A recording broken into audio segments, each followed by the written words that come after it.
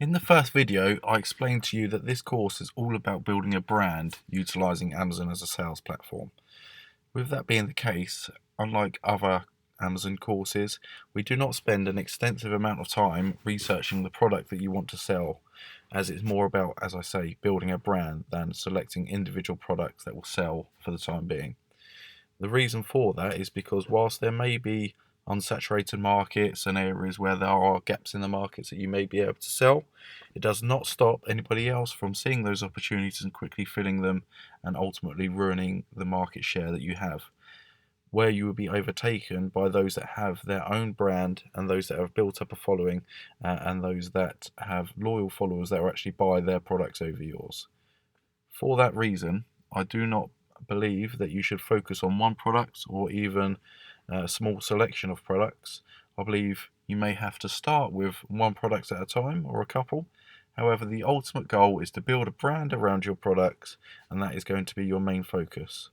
For that reason, you need to select products where there are a range of products, and that doesn't necessarily have to be many. If you look at the likes of Coke or Red Bull, they only have a couple of products, but I think you'll agree that they have a fantastic brand that people go back to over and over again. So it's not to say that you need to have hundreds of products, and I certainly would not suggest you do so at the beginning. What I would suggest is you look to expand upon just perhaps one or two products that you start with. So we will have a look on Amazon about products that you may, not products that you're going to look for, because obviously you're going to have your own markets to sell into. However, I'm going to explain to you how we went about selecting some of our first products for our brand selling fitness accessories.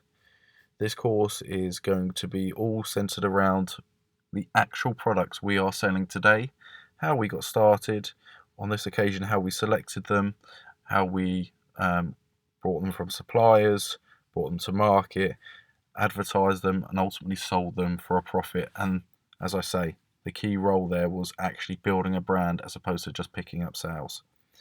So here we are inside of Amazon, and I just wanted to give you a very quick background as to why we started selling weightlifting accessories.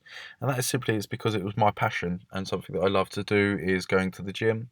And having been in the gym for years, I've seen a lot of uninspiring products that I didn't think were that great. They didn't look good, and there was actually a gap in the market for gym accessories, because unlike the likes of clothing, where you've got big brands such as Nike and Under Armour and others, there wasn't really a named household brand for weightlifting accessories. So that is essentially what we set out to do and ultimately have achieved.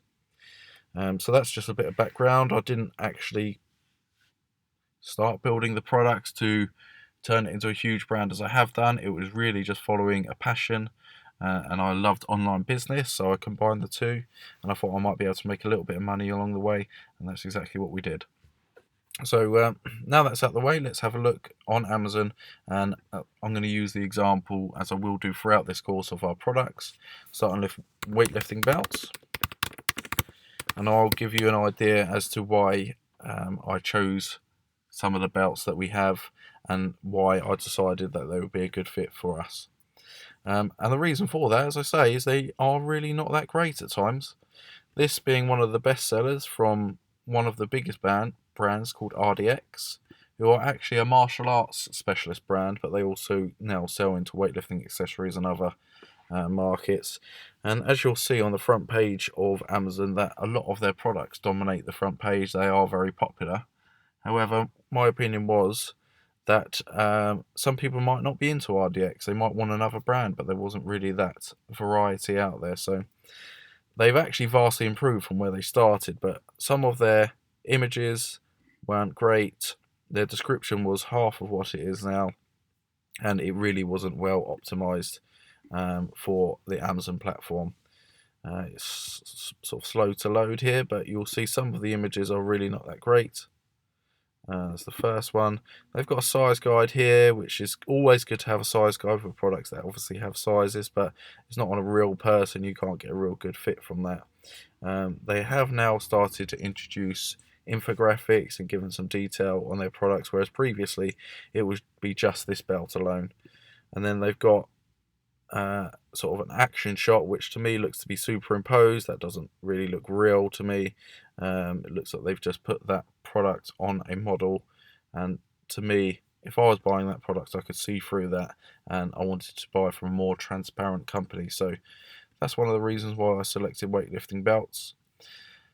As you'll see, there are a huge variety of weightlifting belts on the market, and a lot of them are very, very similar. And unlike other trainers will encourage you to go into markets where there isn't a lot of competition, I personally believe that competition is a good thing because it shows that there is demand for the products and there's actually the depth within the market for a huge variety of sellers to actually sell. You know, we've got from just the first two lines alone, we've got one, two, three. Well, there's three of RDX's belts there. AQF is, I think, a sister brand for them, and there's another three of their products. Another RDX belt, and as you go down, there's one there and there's one there. One of my thoughts were these sort of commercial brands that aren't actually focused on weightlifting, they're actually for martial arts. They don't really put out any content, they don't do much for those in the fitness industry, so there may be a market there for me to introduce a small line of products where I can actually really get in touch with the market. And what I can do is I can send content out to them and really build a brand around it, whereby people start to think of our business as being the go-to supplier for weightlifting accessories. I'm just going to move on to some other. These are on the first page, so they are products that are selling well, and we'll start to have a look through why I thought at the time that there would be a good opportunity for us to move into. Now this Bear Grip, they've got a powerlifting belt here, and whilst it's got 5-star reviews, there's only 27. This is in the UK market, and that is still not a great deal. So I thought, you know, we could probably generate more reviews than that, and we could probably boost ourselves up the rankings by having more reviews than them. That's certainly something we've done. Just looking at their products and their images, they are quite basic. You can zoom in on these, but you know, there's no information there about who this belt would be good for, and there's some gaps in the market there with some basic sales copy. Just have a look further down. They've got obviously their reviews there, and it doesn't appear that they've even got a detailed description on the product. So these are the sort of gaps in the market that I would be looking to fill. And then from there, once I had identified weightlifting belts as one of our first products, I started to decide which ones would be best to go for, and really I was looking at price point, because if you look at some of the best sellers, this one being an exception, got $18.99 there, $15.99, $13.99, $23, $20, $16.99, $18. So they were roughly, the average selling price for a belt was around £18 in the UK, and that's where we wanted to start our. Whilst we have a full range of belts now, we wanted to focus on that sort of price point to start with. And then I looked at comparable belts, and this is a similar belt to what we started with, which was a neoprene weightlifting belt. As you can see, this one has actually only got 4 stars. So some of the better products are actually leather. They may have 5 stars, but this is a neoprene belt which has a slightly different material. So this was really our competition at the time. And as you can see, with only 4 stars, it does actually take a bit to only get 4 stars, because across 54 reviews, you're probably looking at least 10 unhappy customers there. So I saw an opportunity to really bring quality products at that sort of price point, and not just ones that have been brought in, purchased with cheap materials and then just marked up to get to that price point. Just looking at their description, again, it's quite basic. They don't obviously have brand registry. At least they don't have a trademark that's been registered to their Amazon account. So it's very basic in terms of what they can offer there.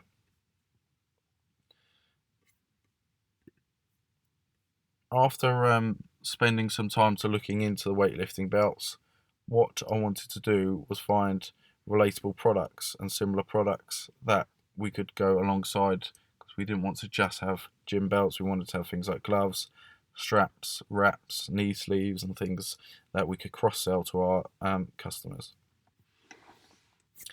So to do that, whilst I have a very good knowledge of the weightlifting accessory market because that's something that I'm into, but if you didn't, all I would do is type in something like weightlifting accessories, and then from there you'll get an idea, if I spell it correctly, of the types of products people are selling for accessories that will go well with the belts that we wanted to start with. Again, it's taken a while to load up, so I apologise for that, but if you can see some wrist straps, lots of different gloves, other belts. Gloves were a popular one, and we certainly went on to sell those, and other belts. Straps are some of the most popular on the market, so we certainly wanted to introduce those. And then from there, I identified a list of the most popular products, and they were in the line of obviously belts to start with, gloves, straps, wraps, and knee supports, with also the option of looking into clothing at a later date. So that's just a quick whistle-stop guide as to how we got into the weightlifting accessory range. As I say, we didn't do all that much in-depth, thorough Amazon product research, which is really not what this course is about. This course is about selecting a range of products that you can really build into a brand and develop that brand into a trusted seller within your market that customers want to go back to time and time again. And what we're going to do next is actually start to identify the suppliers that could provide all of these products in one go, or at least a range of suppliers that could provide you with a mix of these products, so you've got a bit of diversification in where you get your products from. But just to recap, you don't need to spend hours and hours researching gaps in the market that probably don't exist. Other gurus may tell you that there are these gaps in the market, but if you look around on Amazon, almost every product, they call it the everything store for a reason. Almost every product that you could possibly want to buy is already on Amazon. So really what you want to do is start looking for products, just one on the first page here.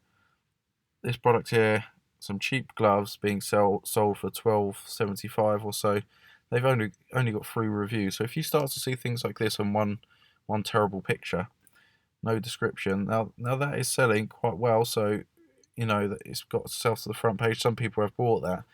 I think you'll be hard pressed not to be able to beat this sort of product. So if you can find gaps in the market like that, albeit that's great, go for that. Start to exploit those gaps, but it might be that those gaps in the market start to get filled by other sellers as well. So that's where building a brand comes in.